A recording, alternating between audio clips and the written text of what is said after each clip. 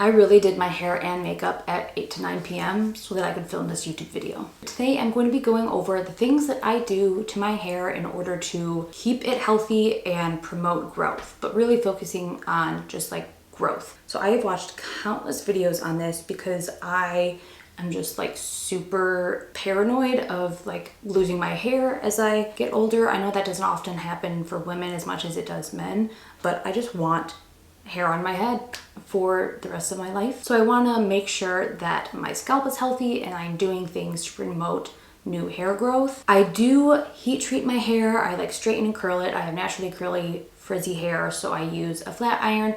I also have dyed it a lot more over the past. It's been a while since I have done anything color-wise to it. You can kind of see the blonde at the bottom, but it's been a long time. It's grown out quite a bit. So I do things to my hair that harm it and make it more susceptible to breakage. So there are a bunch of different things that I have been doing recently in order to promote new growth and just keep my hair as healthy as can be while still doing those other things like dyeing it and using a flat iron. So one of the main things that I have been doing is using rosemary oil, and this is all over social media. It's just like taken TikTok by storm at how well it supposedly improves hair growth. There's people online that have like receding hairlines and start using rosemary, and it seems to really improve their hair growth and like produce hair where it was lacking prior.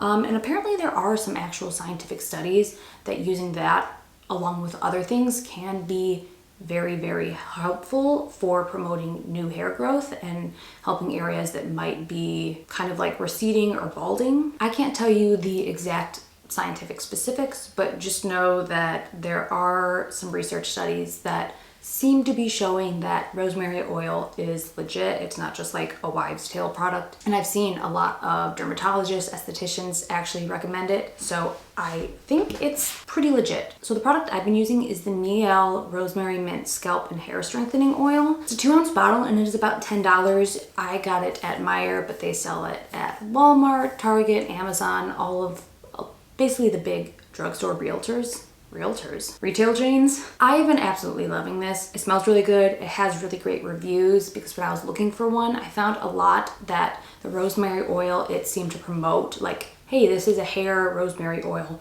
Rosemary was a lot lower on the list than you would expect it to be. And this one seemed to be pretty good overall. And I had seen other people recommend it, so I decided to try this. I am almost through a whole bottle. I'd say I have about like an 1/8 left of the bottle, so I've been using this for months. And how I do it is the night prior to when I plan to wash my hair, or just like several hours prior to washing my hair, I will apply it topically to my scalp. I read that you shouldn't be keeping like thick oils like that on your scalp for too long because then it'll just like clog it. So a lot of the things I read is that you should put it on overnight or like, you know, maybe like 8 to 10 hours prior to washing your hair so it's not sitting on your scalp for days and like clogging the hair follicles and all of that. There have even been times where I applied it 30 minutes prior to washing my hair just because I forgot, and I'd rather just loosely attempt those benefits even if 30 minutes isn't enough. So I will apply it kind of all over my scalp, but I will concentrate it definitely in the front because that is where, you know, your hairline starts to recede. And I have like some breakage and just like it's harder for me to grow hair here just in general. It kind of always has been. I remember playing sports in high school. I never wanted to put my hair up in a high ponytail because it would show this. I don't really like wear my hair in tight ponytails or anything, so I'm not sure what this is. Typically I think it would be tension alopecia, but I don't know, there's like little things, really short hairs. And I wish that I had taken an extensive video of my hair and my scalp prior to trying all of these things that I'm gonna mention so I can actually compare it. Like some of this, I'm like, I don't know if these like baby hairs were always here or if this is because of all of the things I've been doing. Anyway though, I will definitely concentrate the rosemary oil here though, in these two spots. And then also just like at the hairline. That is the area I think that starts to go if you do have tension alopecia, or if your hairline is receding, that's where it starts. So I like to concentrate as much as I can there, and afterwards I will massage my head with the oil in it. So I used to just use my fingers and I'll kind of just massage it in, and I think that's fine. I did get a head massager or a scalp massager for Christmas that I've been absolutely loving. That works really well and it feels really good. It's like a head massage. So if you can afford something like that, I definitely recommend it. But honestly, your fingers are fine. Or even like a scalp massager you can get from like Dollar Tree, like those simple like metal ones. I'd say that would be fine. I will also brush my hair at night to make sure that I'm getting all of the tangles out, because when my hair gets tangled, that tends to mean tough brushing and often ripping out hair, causing more hair breakage. So I try to very lightly, softly brush my hair at night. I have it's like a vegan boar bristle brush that I use. It has the very soft bristles so that I can take a lot more care of brushing through my hair. And it also really helps with bringing oil from up here down here. So something I really struggle with basically all the time is that I have very dry hair. So even sometimes if there's oil up here, most of the time it does not get down here. But a boar bristle brush helps to get that oil and bring it down into the hair. So that is something I like to do at night, to bring any of the natural oils from my hair down to the length, as well as some of the leftover rosemary oil after I already massaged it into my scalp, bringing it down to the ends. Now, I will also put some rosemary oil or argan oil or just some kind of oil on the length of my hair just to keep it hydrated at night and to aid in like the smoothing and detangling process. So that I try to do most nights just to give my hair that hydration it can absorb throughout the night. And then at night, what I have been doing to keep my hair healthy, prevent breakage, and just allow better growth, new growth to come, is by wearing my hair in some kind of protective style.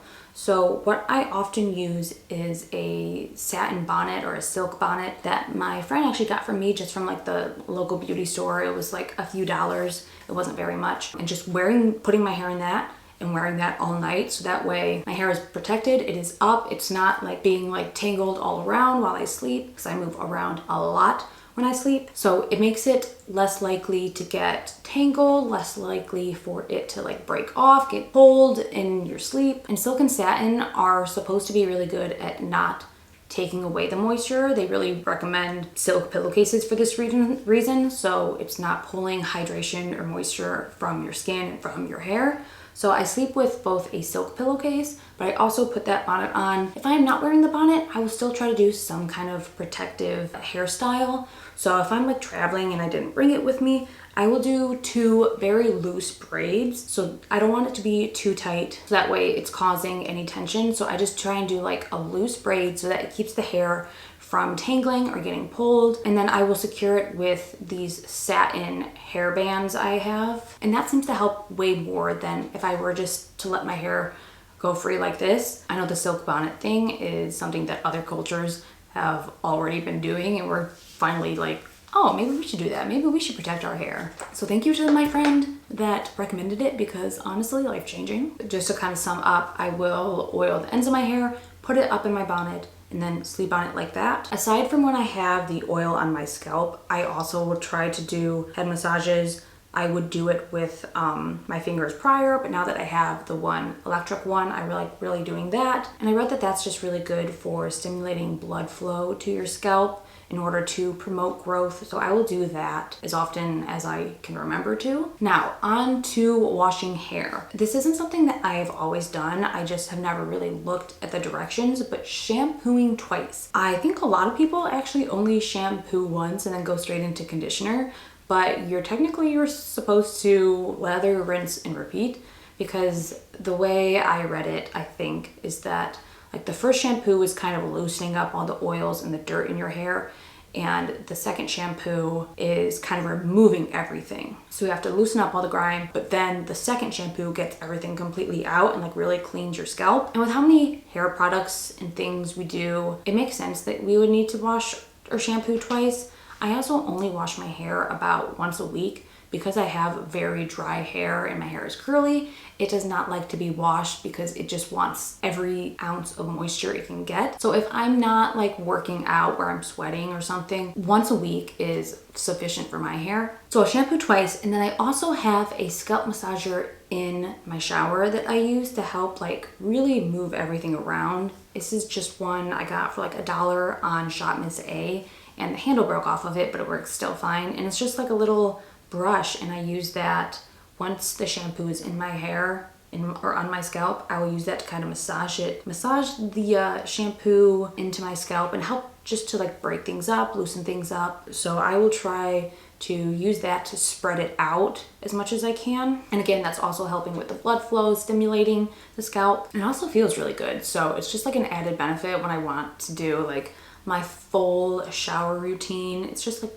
luxury. So one last thing I will do, and this is more so to prevent breakage, because sometimes what you think is your hair not growing is just the length of your hair breaking off because it is damaged, or because it is just like going through too much tension, too much rough thing. Like if it's on your pillowcase, that creates more breakage, so that it may seem like, oh, my hair is not growing, but really it is. It's just like getting to a certain point and then breaking off. So to help combat that, I will do loose ponytails, loose buns, try to limit those just in general. Now I'll often do lower ones so that it's not creating as much tension, because when you pull it up, that does create more tension, there's more gravity. So I'll do looser, lower hairstyles, but then I will also use things that are less damaging. Like the standard hair ties, like the black ones, those can rip out your hair so easily. And I feel like every time I take one out of my hair, it takes like at least a couple strands with it. Things that aren't as like tight and grippy like that, I use the ones that look like an old spiral phone cord. There's also silk, or something I've been doing a lot more lately is claw clips. So I got some like really big claw clips. I have a lot of hair and it's very thick, so it requires like a thick claw clip to keep it all up. A lot of like the standard ones, it would just end up falling. So I will just like clip it up like that when I want to like wash my hair or to go somewhere. So that's creating less damage because there's less tension on the hair. There's not hair getting ripped out. When I take out a hairband, the hair just goes through a lot less trauma. If you're driving, obviously it's not comfortable or I think safe to have a claw clip in your hair. But if I have one on, I will just take my hair out while I'm driving and then put it back up. And I always feel like it elevates my look more with a claw clip than when I just have a hairband or like a ponytail. So those are all of the things that I'm doing currently to promote new hair growth and keep my hair from breaking. If you have any suggestions, I would love to take them. I know that there's like red light therapy you can try, but that can be expensive. I know there's like derma stamping, but I've heard iffy things on that, so it's not something that I have felt courageous enough to try myself. But let me know in the comments if that is something you have tried or if you know anything about that. I hope you got something from this video. I'd really appreciate if you could subscribe to my channel, give this video a like, comment below. Just any engagement helps and encourages me to make more videos. Not to guilt you, but thank you so much for watching. Thank you for your support, and I will hopefully see you in my next video.